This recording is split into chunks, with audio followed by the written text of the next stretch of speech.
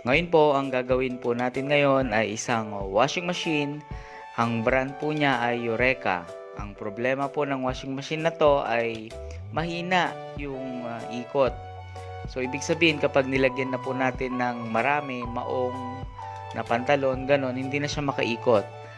Then, kapag pinaandar natin siya, makikita natin na sobrang ingay. Maririnig nyo mamaya, papaandarin natin kung gaano siya kaingay. Parang may ginigiling na bato sa loob, di ba? Dapat hindi siya ganon. Ayan o, naririnig nyo yan. Parang may ginigiling na bato. So, gearbox po ang problema niyan. At kailangan pong palitan. So, bibili po tayo sa appliance center, sa mga nagtitinda ng appliance supply, part supply, para palitan tong gearbox. Una po natin gagawin, i-unscrew natin itong tornilyo na nasa gitna para matanggal po yung pulsator. Ayan po yung pulsator. Ayun po yung pinakaulo ng gearbox. So, yun po ang tatanggalin natin. Para ma-access po natin yon, kailangan pong baklasin natin itong washing. Tanggalin po natin lahat ng tornilyo na nandito sa gilid. Yung ibang tornilyo po nito nakatago. Pare-parehas po ito. Maging anong brand, Sharp o Camel, kahit anong pong brand, ang tornilyo po nandito sa may gitna. Yung iba naman nasa loob. So gagamit tayo ng mahabang Phillips screwdriver para maabot yung tornilyo. So yan. Kapag natanggal nyo na lahat ng tornilyong yan, mahahati yung washing machine nyo. Ayan o. Natanggal na, medyo mahahati siya para ma-access natin yung gearbox. Kasi nakatornilyo doon sa loob. Tatanggalin natin yung tornilyo na yon para matanggal natin at madala natin sa pagbibilhan natin. So yun, tanggalin natin yung spin motor. Ayun, yun yung spin motor, nakikita ninyo. Pero hindi yan ang ano natin, kundi ito. Kita nyo yan? Ito ang gearbox. Tanggalin natin yung pulley nya, yung belt nya, ako pala. So may 4 na tornilyo ang gearbox na to na nakakapit sa washing machine tab. Ayun, kikita nyo yung mga tornilyo na yan, 4. Kung minsan, sa ibang brand, 8 yan. So, kung 8, tanggalin lang natin yung mga tornilyo na yon. Tanggalin po natin. I-unscrew lang natin gamit po ang Phillips screwdriver. Ito po kadalasang nasisira sa washing machine. So, sa umpisa, parang mahina siya, mahinang umikot yung pulsator. Tapos, maingay. Yan po yung mga symptoms ng sirang gearbox. Ngayon, kapag sirang-sira na talaga, iikot yung makina, tatakbo yung makina natin, pero hindi na umiikot yung pulsator sa taas. Talagang pudpud na yung gear. So, yan po ang problema. Papalitan po natin ito. Bibili po tayo sa appliance parts na nagbebenta ng mga parts, electronic shop, ganon. So, mura lang po ito. Nagre-range ito ng 350 hanggang 500. Ayan.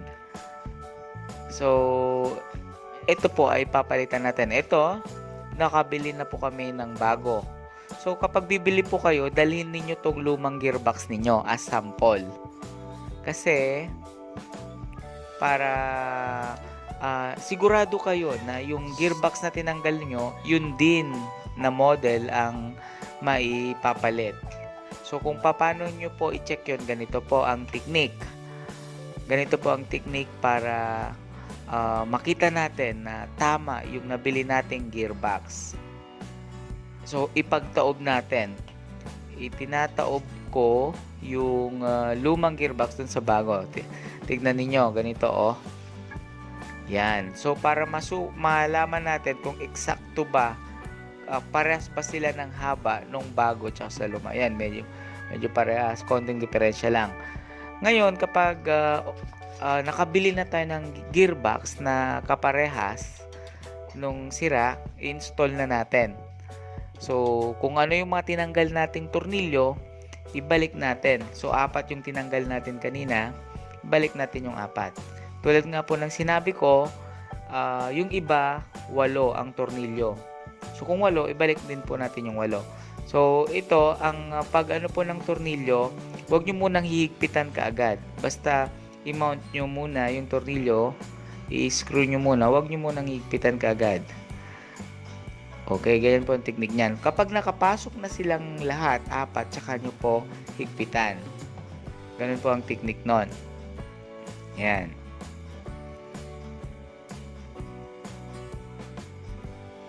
So, ito po, kayang-kaya ninyong gawin. Kayang-kaya ninyong palitan to. Na kahit na hindi nyo na ipacheck sa technician, kaya nyo nang gawin.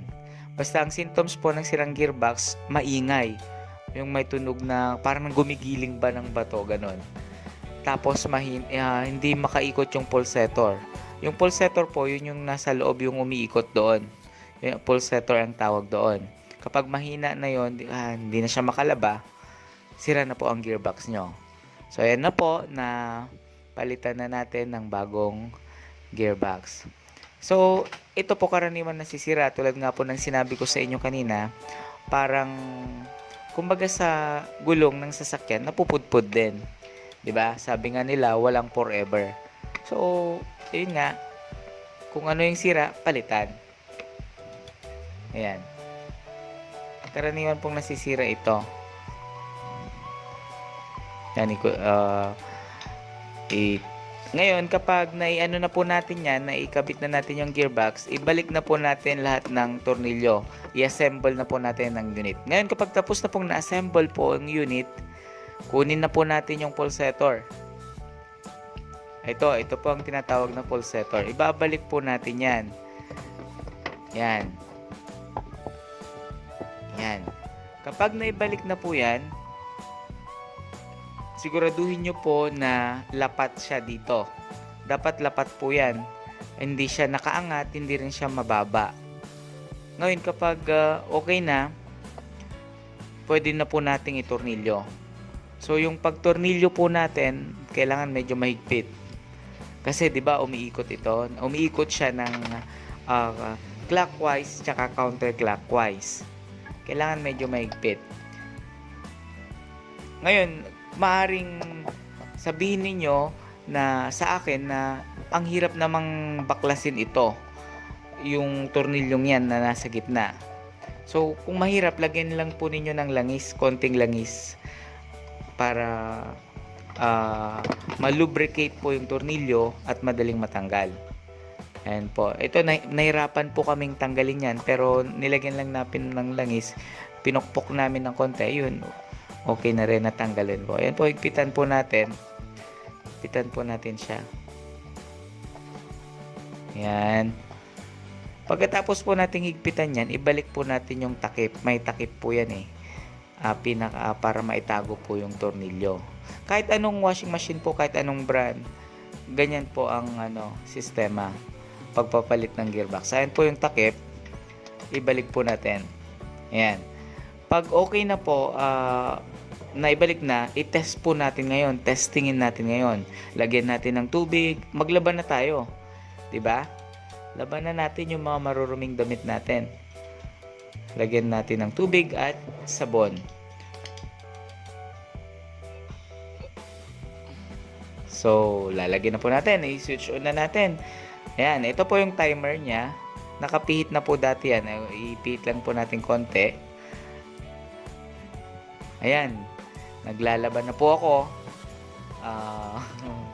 Maong po ang nilagay dito. Maong, talagang kitang-kita nyo. Hindi na siya maingay at napakalakas na rin. So, salamat po sa panonood ng video kong ito.